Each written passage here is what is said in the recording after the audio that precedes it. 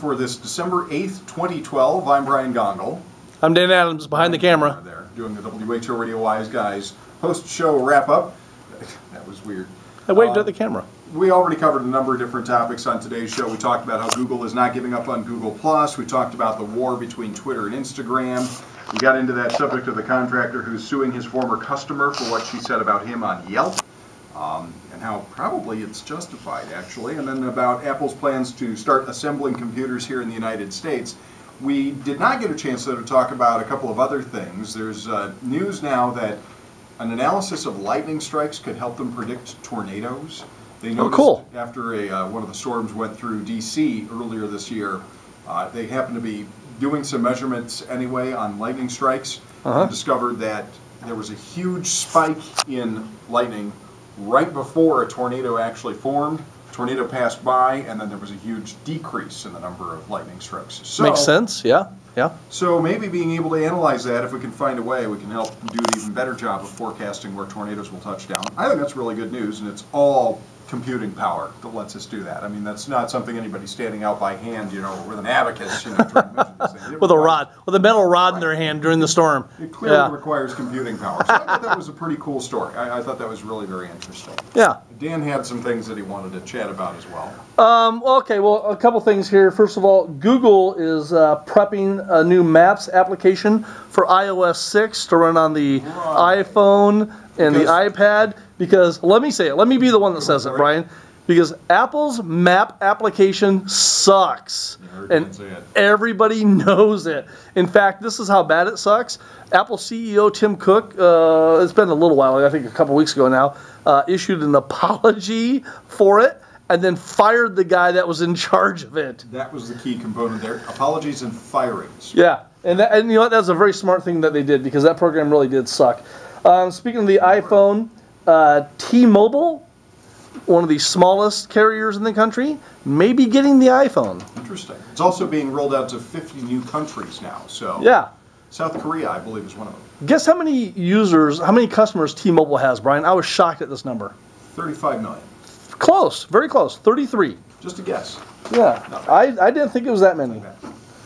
Okay, you got anything else? That's a bit of news. Oh yeah, there are some former NASA managers who have formed a company called Golden Spike. Oh, I love this story. It's been around for a couple of years now, but they're now taking it public, I guess. Because that's what you're going to need to do business with these people, is a golden spike. It's a reference to the Transcontinental Railroad. But yeah. They say they can get people to the moon on a private sector moon mission. They think they can do it by 2020. They say the first couple of trips will be really expensive. Yeah. But after how much though?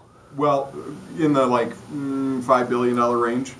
But after that, they say they could do 2-person moon missions for $750 million a person, round trip. Okay. I don't think you want it one way on that one. I think I could do it right now for $750 million a person for 2 people. No, for $1.5 billion, you better believe I can launch you to the moon. 2 people to the moon. I think it's a really interesting story. I mean, again, private sector development of space travel is where it's at right now. I mean, I don't think there's any escape. Okay, but that price tag is just out of the ballpark. There's maybe 4 people on the planet that can afford to do that. There are far more than that. The Forbes billionaires list is over 500 people. Yeah, but who's going to do that? Who wants to drop $750 million to do that? I would do it. Okay. What I am saying, though, is like so many things, the first adopters, the people who have lots of money, who are willing to spend it on these things, will pave the way for everybody else. Wait, how much did you say the first people were going to have to spend? Well, they think it's going to be far more costly, but I think they will probably subsidize the early trips, you know, basically let the investors in the company subsidize those early trips, still offer for $750 million a person, or whatever their end price turns out to be, and then they'll let everybody else do it. But I see private sector spending on this thing as where it's at, and you know how we will find other people getting to get to space on the cheap. So that'd be pretty cool. There was a paper that I just saw circulating online. I don't know if it's by a law student or somebody who works at a law school. It's a professor there, but it talks about card counting in casinos. And I share this. One of my favorite hobbies, by the way. I know Dan's a big enthusiast here. Yeah. It makes an interesting argument that conventionally card counting is not something that you could, you couldn't really make it illegal. I mean, if they suspected you of doing it, they could toss you out of the casinos. Which they do now. but that it's very difficult to prove, and that, you know, people who are just skilled at doing this can keep lots of numbers in their heads and do this. And the idea is Rain Man.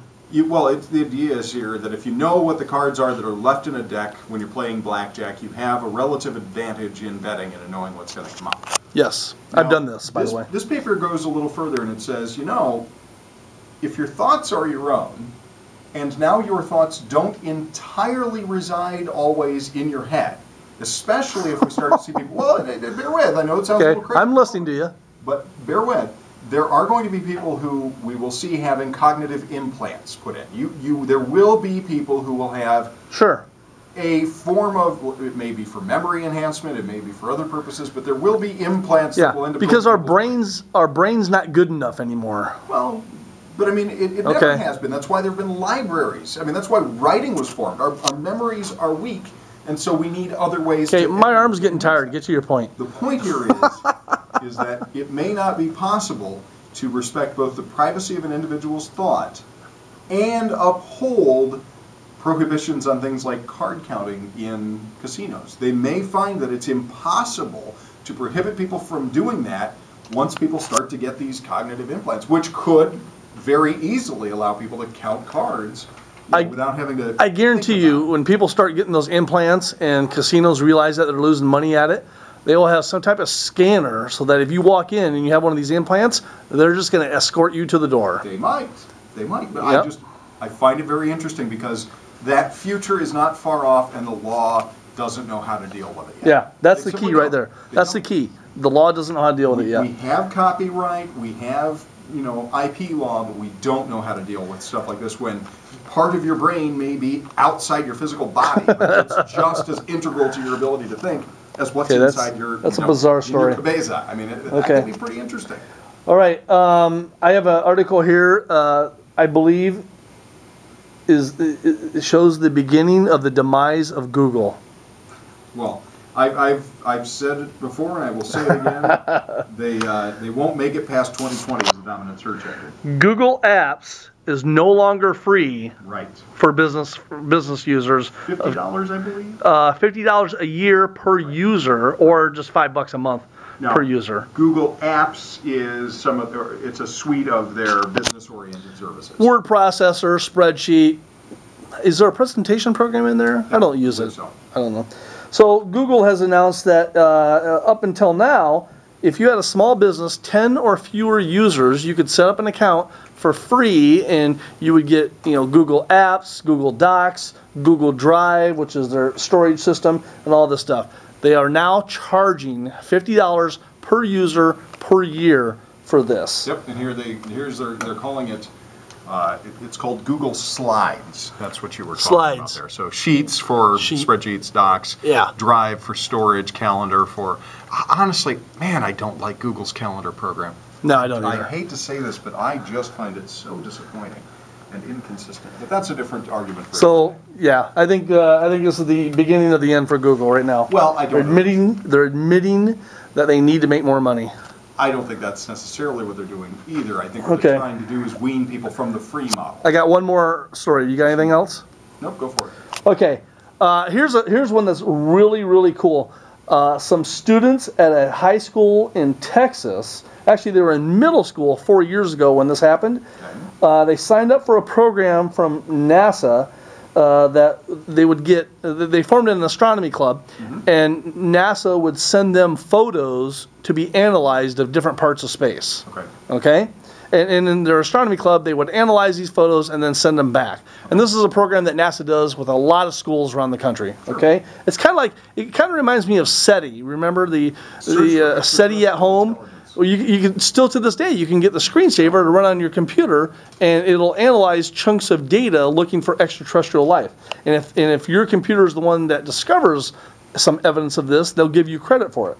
Well, this is what happened at this high school in Madisonville High in Texas. Some students were looking at photos back in 2008, and they said, "Hey, there's a rock moving across the sky," and so they sent their information back to NASA, and NASA looked at it and said, "Hey, you're right. It's an asteroid." And NASA said, "You guys get to name it." Nice.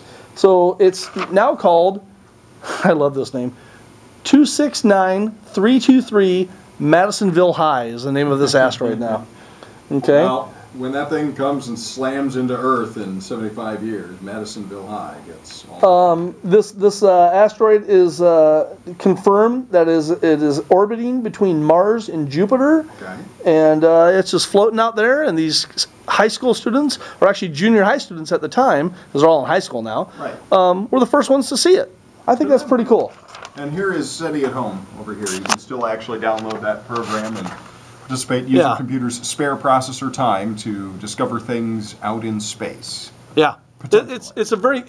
I think it's a very cool program they have there, and I used to run it on a computer a long time ago, and I thought about doing it again, but I just haven't done it. And I don't have any problem with listening to what's coming out of space, which is what SETI does. I am beginning to become very skeptical about thoughts about broadcasting things into space because I've heard Neil deGrasse Tyson talking about this lately, and his argument is basically... Explain who he is. He is an astronomer, and he is, he's right at the moment it's escaping me which He's out in New York somewhere. Right, in New York City, and he's affiliated with one of the organizations out there.